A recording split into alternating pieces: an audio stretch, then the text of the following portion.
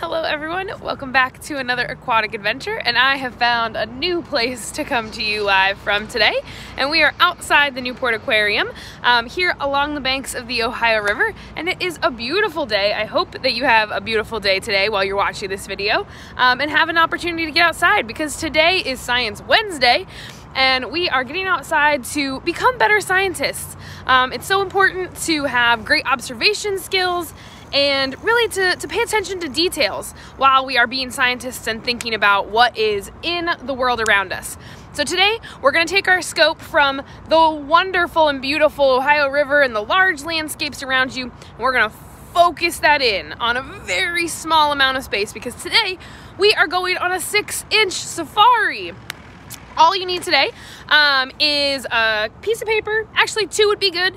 A pencil and a ruler would be helpful, but if you don't have a ruler, there's lots of ways to still do this. Oh, and you'll need some scissors.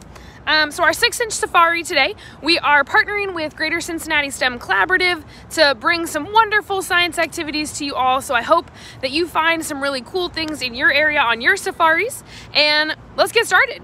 So what I've already done on my paper is I cut it down just a little bit just to help myself while I was measuring. But on this paper, I have a 7-inch box. That's the outer one. And inside of that box, I have a 6-inch box. And so you're gonna measure that out. If you don't have anything to measure with, that's totally fine. One thing you can use is your hand. And so just kind of measure your hand. If you notice, that's approximately the size of my box here. And so you'll use that just to make a larger box, and then go about 1 inch in from that and make a smaller box inside of that. So you need to have those drawn out. And then you're gonna take scissors and cut out the large box and the small box from inside of it. So you'll end up with kind of an outline, just like this. So this is now my 6-inch safari viewer. Window view finder, you can call it anything you want. But what we're gonna do now is you can take your 6-inch safari viewfinder anywhere with you. I'm gonna be right here on the sidewalk.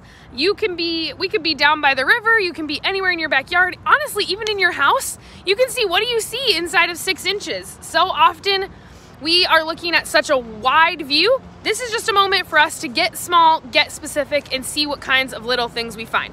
So I'm gonna put my 6-inch safari down over here, and let's see what we can find. So you just need to put it down somewhere, get it set. If it's windy or anything, and you might need a rock or anything to hold it down so that it doesn't move. And then the one thing I've done with another piece of paper is just draw out my 6-inch box, and this is how I'll take my observations. If you want to write, you can write out everything you see. If you want to draw, you can draw them out, because some things might move around while you're drawing. So you may need to kind of take some notes as you go. I'm going to flip my camera around, zoom in here, and show you what my 6-inch safari looks like. I'll try to identify as much as I see. I have not prepped this, so I do not know what is in my 6-inch box. But that's what's fun. We get to learn together, and even if I don't know, I'll go look them up later. So I encourage you all to do that. Find out what are the flowers or the insects or the different animals that you see inside of your 6-inch safari. Go home, grab a computer, ask your parents or adults for help, and look them up and find out what it is that is native or maybe not native, but that you find in your 6-inch space. So let's take a look at mine. Again, we are right here along the banks of the beautiful Ohio River. And we're gonna zoom in on my 6-inch safari here. So I have got my safari. I'm gonna try and hold it steady here for you all. So there is a lot of grass in my safari, but I also have a clover flower. You all very well possibly have some clover around your yards or wherever you are. So that's a pretty common one. I am not sure what this smaller plant is, but that definitely looks like a different plant. Maybe even just the leaves of our clover, because this will be the flower, and these are just some of the clover leaves, I believe. I don't see any bugs climbing around in my safari space, but I can tell you in the time I have sat here, I've had about 4 different ants on me. So I know they are around. Ooh, there's actually one right under here. You probably cannot see it, but I do have an ant crawling around my safari space. So I just encourage you all to find your 6-inch safari spot, take a close look, draw out, write out what you see, and then maybe look it up. Make sure you can find out what those animals are.